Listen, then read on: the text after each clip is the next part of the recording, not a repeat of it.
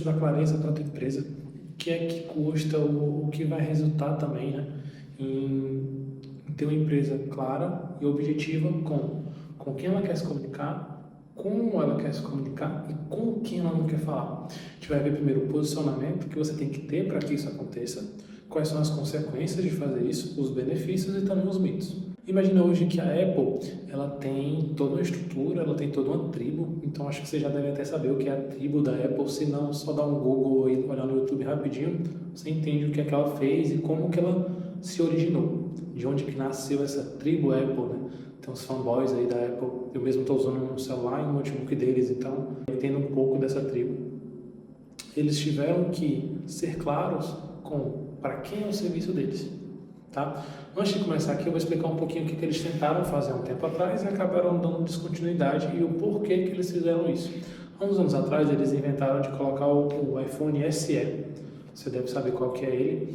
Se eu não me engano, lançaram só até a segunda geração e já descontinuaram. Por quê? O SE era um produto de entrada que visava o quê? Aumentar a quantidade de clientes da Apple e talvez com isso aumentar o ticket médio no final da vida ali, no LTV deles, né? Só que o que aconteceu?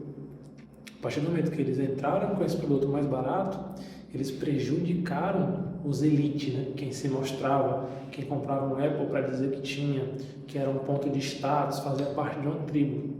Como eles viram que isso reduziu não só a venda deles dos produtos maiores, quanto na bolsa, eles viram que não vale a pena querer atacar todo mundo ou atingir todo mundo.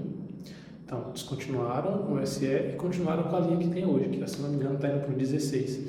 Então, esse acaba sendo também um exemplo direto de o que seria esse custo da clareza.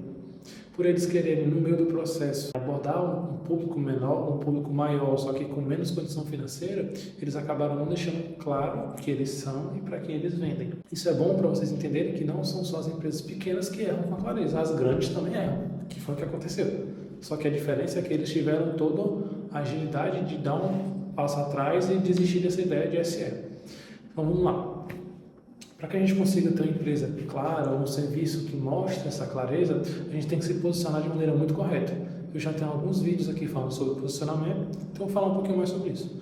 Primeiro, eu tenho que ter uma definição clara e concisa do que é o meu produto ou o que é o meu serviço. Se eu não tiver isso, eu vou continuar sendo solto, como a Apple fez. Quando ela lançou esse SE, ela acabou confundindo a cabeça dos seus clientes. Espera aí, agora a Apple é um produto de entrada, ela não é mais algo de elite. Então, se eu não tiver essa definição clara e concisa, como eu já falei até na questão do posicionamento, na questão do terreno e onde eu quero abordar, eu vou acabar confundindo a cabeça dos meus clientes. Isso não é bom. Eles têm que saber o que eles querem, ou se eles não souberem, eu tenho que mostrar exatamente o que eles querem.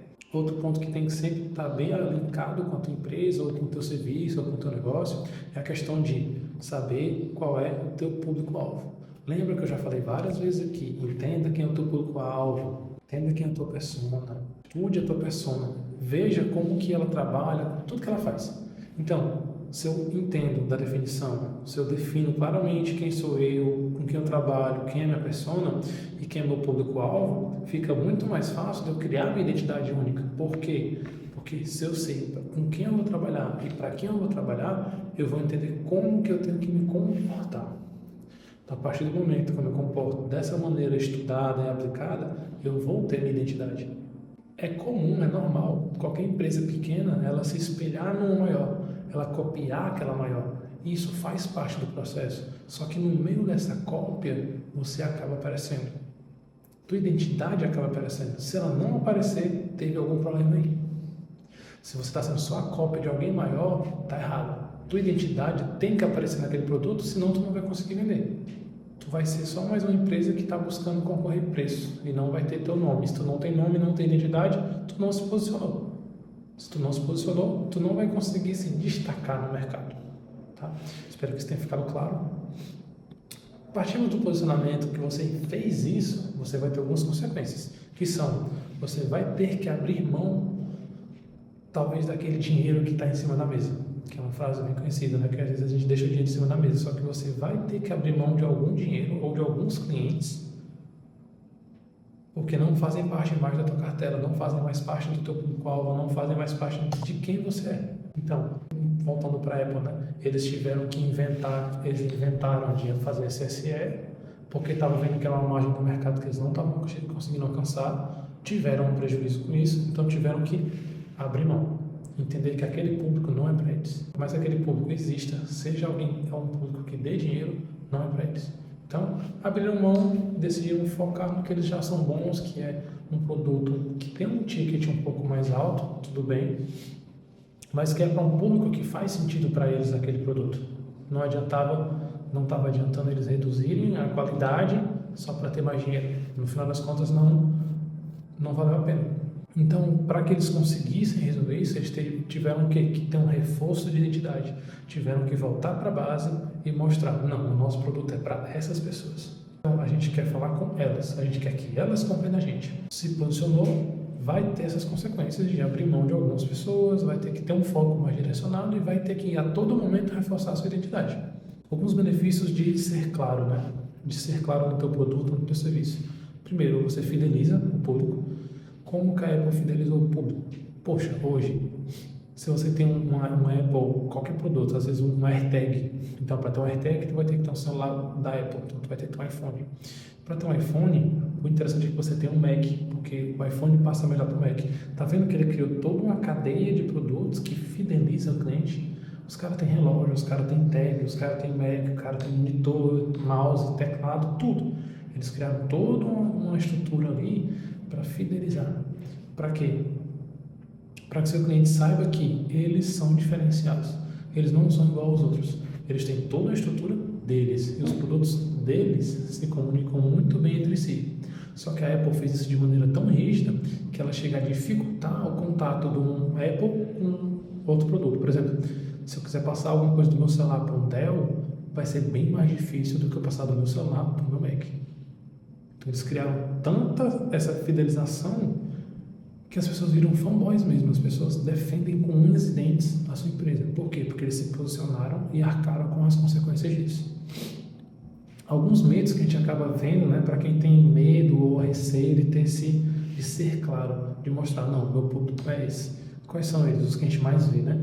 O medo de perder, que é o que eu comentei. A Apple, por medo de perder aqueles clientes que não tinham condições financeiras de comprar o ticket mais alto, inventaram de fazer o menor, acabaram perdendo. Por medo de perder esse dinheiro que estava em cima da mesa, se prejudicaram. Então não tenha medo de perder. Quando você se direciona, você foca em quem é o teu cliente, tu não vai estar perdendo. Só vai estar aumentando a fidelidade, tu vai estar aumentando a indicação daquele cliente, tu vai estar aumentando a tua comunicação com ele. Outro problema é, eu tenho que agradar todo mundo. Isso não só para empresa pequena, grande, média, como até mesmo para serviço. Pessoas mesmo, as pessoas acabam querendo agradar todo mundo. E se fulano não gostar do meu serviço, do meu produto, talvez ele não seja realmente para você. Se alguma prospecção tua ou cliente não gostou do teu preço, não quer dizer que teu preço está alto, ou tu tenha que agradar, ou tenha que dar desconto. Talvez aquela pessoa, a empresa, ela realmente não seja quem você está procurando. Então, não te preocupe em deixar dinheiro na mesa, foca em clareza, objetivo. Se tu fizer isso e tiver certeza e já entender quais são os custos para isso, quais são os prós e contras, você vai ver que vale a pena ser claro. Então é isso. Se tu gostou do conteúdo, ou se tu tem alguma sugestão de vídeo, alguma coisa, comenta aqui embaixo. Não esquece de curtir o canal e também se inscrever.